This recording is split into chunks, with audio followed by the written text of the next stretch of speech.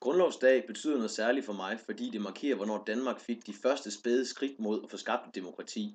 Trods det bør man nok også bruge dagen på at tænke over nogle af de steder, hvor demokratiet har dårligere vilkår. For eksempel har man stadig i EU nogle lande, hvor demokratiet lige nu er under pres og på tilbagegang, og hvor EU bør gøre en indsats for at fremme demokratiet, og også uden for EU, hvor EU bør lægge diplomatisk pres.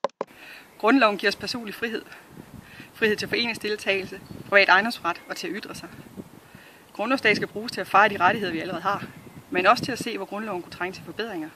For eksempel børns rettigheder, friheden fra diskrimination og friheden til at udvikle sin egen identitet. Derfor er grundlovsdag stadig vigtigt for mig. Hej, jeg hedder Sanne Jensen, og jeg står her i Billund Lufthavn og er lige hjemvendt fra Skotland. Jeg er blevet spurgt om, hvad grundlovsdag det betyder for mig. For mig betyder det frihed. Frihed til at mene, hvad jeg vil. Frihed til at sige, hvad jeg vil. Frihed til at gøre, hvad jeg vil. Ja, frihed til at rejse rundt i verden, hvorhen jeg vil. Og det vil jeg ønske, at vi kan blive ved med i Danmark, men jeg vil sandelig også ønske, at vi kan få det bredt ud til hele verden, så vi alle kan blive mere frie. Rigtig god grundlovsdag.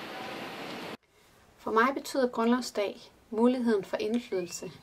Det betyder muligheden for at deltage på mange forskellige måder i vores demokrati. Det er noget, vi aldrig nogensinde må tage for givet.